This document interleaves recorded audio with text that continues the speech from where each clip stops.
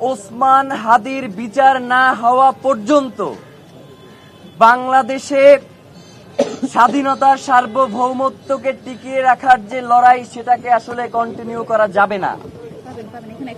তারা বলেছে আগামীর যে নির্বাচন সেই নির্বাচনকে যদি সুষ্ঠুভাবে সম্পন্ন করতে হয় তাহলে নির্বাচনের পূর্বেই ওসমান হাদির খুনের সাথে যারা জড়িত তাদেরকে গ্রেফতার করা দরকার।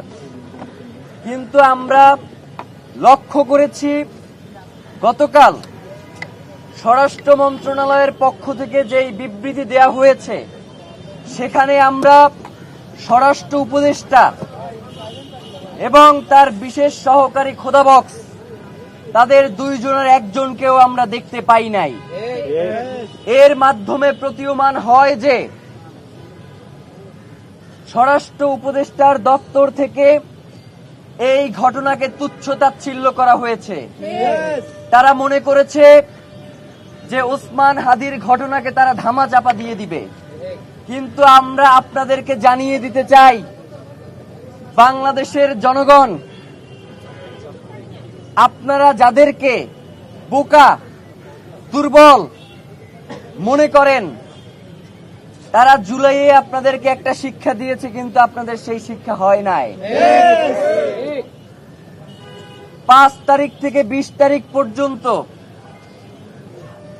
বাংলাদেশের জনগণের যেই দায়িত্ব ছিল তারা সেইটা পূরণ করতে পারে নাই।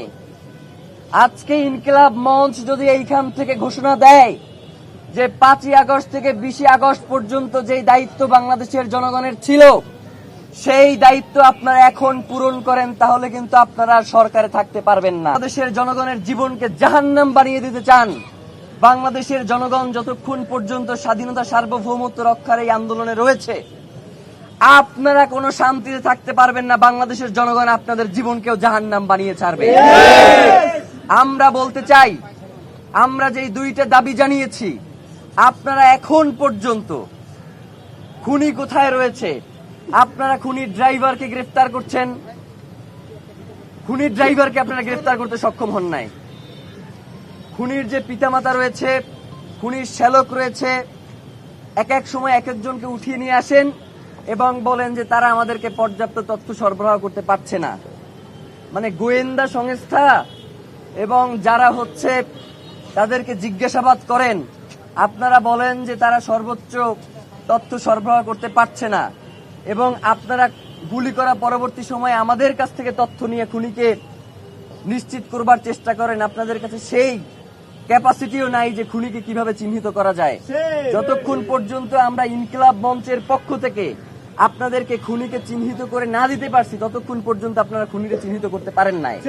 এবং পরবর্তী সময়ে আমরাই আপনাদেরকে বের করে দিয়েছি যে এই খুনের সাথে কারা কারা জড়িত রয়েছে, আপনারা বের করতে পারেন নাই। তাহলে তো এই গোয়েন্দা সংস্থা রাখবার কোনো দরকার নাই।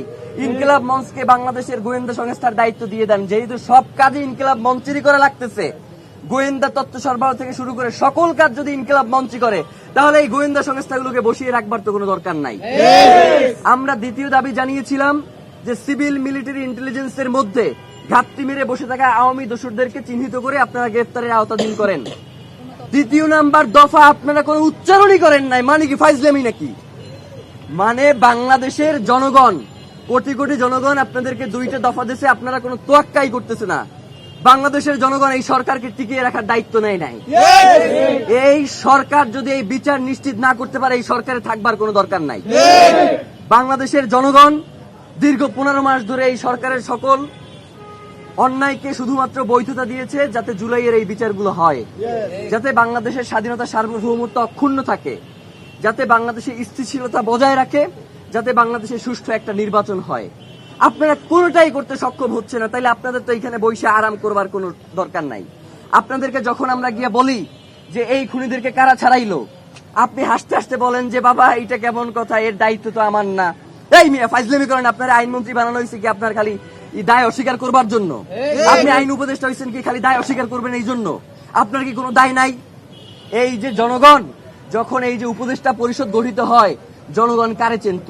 জনগণ তো খালি আপনারই চিনত। ডক্টর ইউনূস আসবার পূর্ব পর্যন্ত তো এই উপদেষ্টা পরিষদ কারা কি হবে এই দায়িত্ব তো আপনার উপরেও বর্তায়। তাইলে আপনি এখন যে কথায় কথায় বলেন যে বাবা এইটা তো উচ্চ আদালতের কাজ, এইটা অমুকের কাজ, এইটা তমুকের কাজ, তাইলে আপনার আসলে কি খালি অস্বীকার করাটাই আপনার দায়িত্ব, নাকি আপনি এই বাংলাদেশের পুরো জনগণের দায়িত্ব নিয়ে আপনি ক্ষমতায় গেছেন? আপনি সেই দায়িত্বকে অস্বীকার করেন কেন? আমরা স্পষ্ট করে বলতে চাই যে স্বরাষ্ট্র উপদেষ্টা, সহকারী উপদেষ্টা, আইন উপদেষ্টা থেকে শুরু করে প্রত্যেকে প্রচুর পরিমাণে দায়িত্ব অবহেলার কারণেই আজকে হাদি ভাইয়ের এই রক্ত এই বাংলার জমিনে ঝরেছে। সুতরাং প্রত্যেককেই এর জবাবদিহি নিশ্চিত করতে হবে। গতকাল থেকে গুঞ্জন শুনতেছি যে স্বরাষ্ট্র উপদেষ্টা নাকি পদত্যাগ করবে। ফাইজলামি করেন মিয়া, ফাইজলামি করতে আসেন, মানে সারাক্ষণ খালি ভেটকাইতেছেন। আপনাকে কি পদত্যাগ মানে হচ্ছে আপনি কোনো কিছু পারতেছেন না, আস্তে কইরা চুপচাপ চলে যাবেন, এই জন্য কি আপনার স্বরাষ্ট্র উপদেষ্টা বানানো হয়েছে? ওই জায়গা দিয়ে আপনি লড়তে পারবেন না। আপনার পুরো এই ঘটনার সাথে কারা কারা জড়িত এইটা নিশ্চিত কইরা আপনি এইখান থেকে যাইবেন, জায়গায় যাইতে পারবেন না।